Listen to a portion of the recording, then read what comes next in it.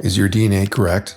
Recently, I noticed DNA images everywhere were wrong. Specifically, the DNA in these images is often left-handed, which is when the 3D structure is shaped incorrectly in 3D space. And it's not just liberal arts majors getting it wrong. Even medical textbooks, peer-reviewed articles, and prestigious science journals can't seem to get this correct. Biologists even created a left-handed DNA Hall of Fame to publicly shame bad actors. And as of this video, there are at least 800 examples of DNA shenanigans. I originally did not have any way to explain why this was occurring. But then I realized that every stock image site is filled with completely wrong DNA images, and it's practically impossible to find the correct DNA anywhere on the internet. In today's video, we're going to create the following DNA with free software called Blender. So how hard really is it to create correct DNA? Let's find out. The first thing we're going to need to do is to search for Blender in Google and download the software. For this video, I'm using version 4.5. Once we've downloaded Blender, the first thing we're going to want to do is to go to Edit Preferences, at which point we're going to go to Get Extensions, search for molecular nodes, and install it. It used to be difficult to create DNA helixes, but then a mad wizard scientist named Brady Johnson created something called molecular nodes. And I recommend you check out his site sometime for cool tutorials. Blender gives us a cool little cube to start with, but it's not helpful, so I'm going to delete it, and I'm going to enter in the PDB number of DNA. This PDB number will fetch us DNA that was derived from X-ray crystallography. The Protein Data Bank is a big online database that stores structural information about biological molecules. Some researchers dumped their soul into getting this data, so we thank them. We're going to enter our PDB number, and then we're going to fetch this data. After a few seconds, this DNA is going to show up on our screen, and I'm going to use my mouse wheel to scroll out to make sure I can see it. The first thing I'm going to do is click on the camera, go to the object properties, and change its position.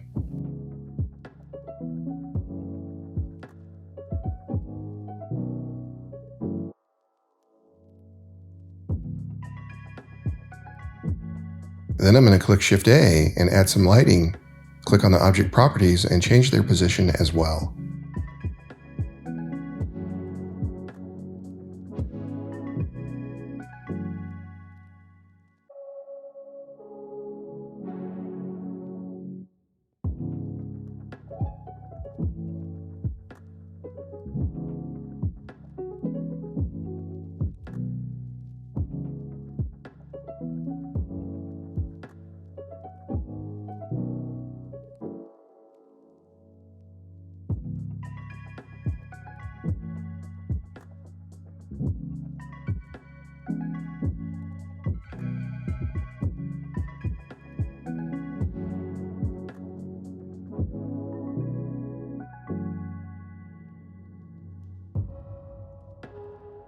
When I click on the camera view, you'll see that we have a scene set up now. But let's make sure that the lighting is powerful enough.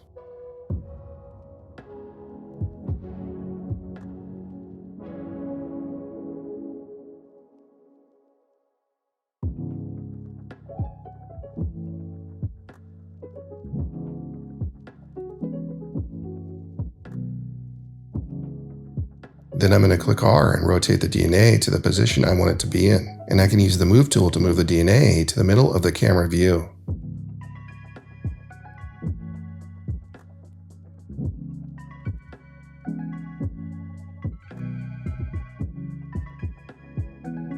And when I click the viewport shading option, I get a sense of what the camera is going to see.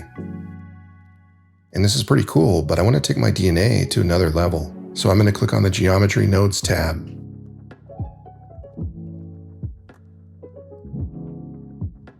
And navigate through it with my middle mouse button.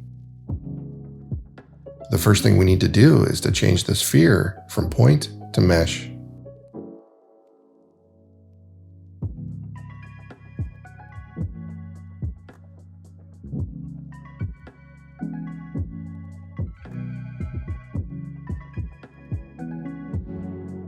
And then we're going to change the material from default to squishy.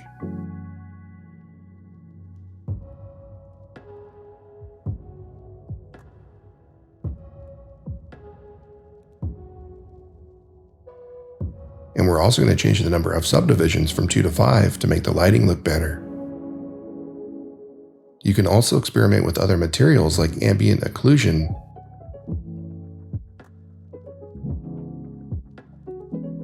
or flat.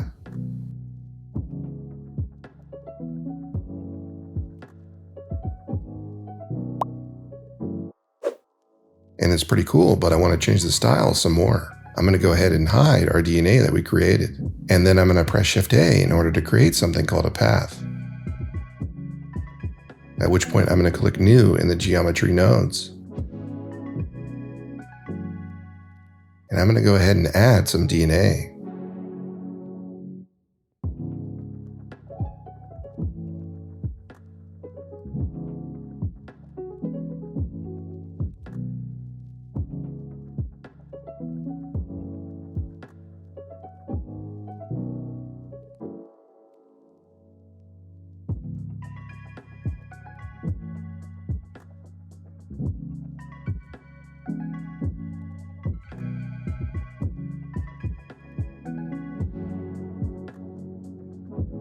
Go ahead and link everything up like I'm showing you. And once it's all linked, we'll have some pretty cool DNA. And if I press F12 on my number pad, which is function F12 on my MacBook Pro, I should get an image of what this is going to look like. I'm going to make a few final adjustments to the power of my lights.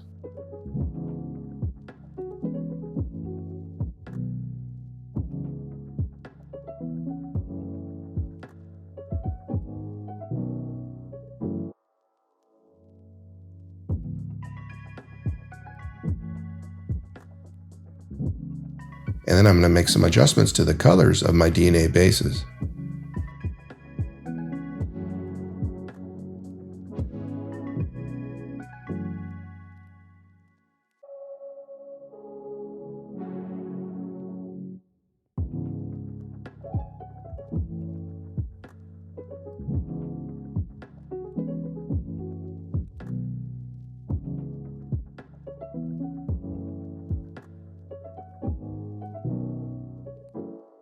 And this is better, but I forgot to change the type of material.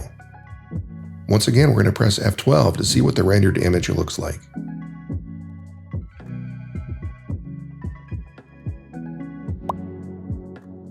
Everything's looking pretty cool, but let's make a movie of our DNA rotating. Once I click the red button, anytime I make a change to my DNA, it will make a frame insertion.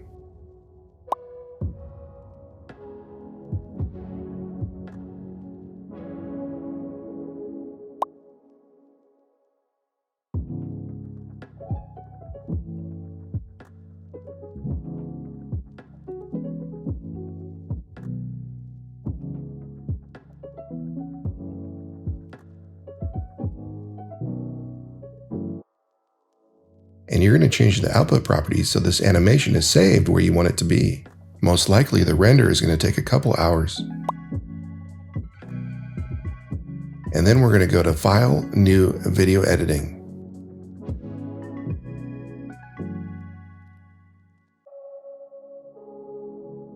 This is going to open up an entirely new screen. And then I'm going to go to Add Image Sequences to add all the images that I just output.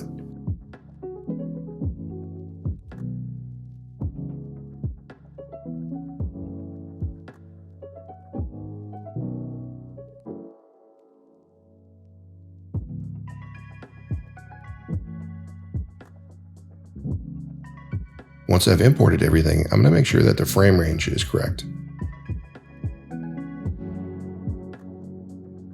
And I also need to make sure that the transform is correct, to make sure it's the correct size. We're going to make sure that we're saving to the correct place in the output properties.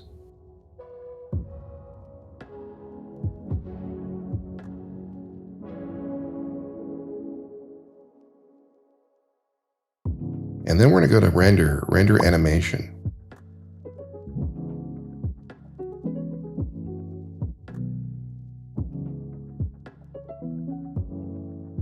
And now you're done and you have this super cool DNA, and your lab mates will look upon you in reverence. What do you think? Do you want more tutorials? Let me know in the comments. And remember to like and subscribe if you hate left-handed DNA.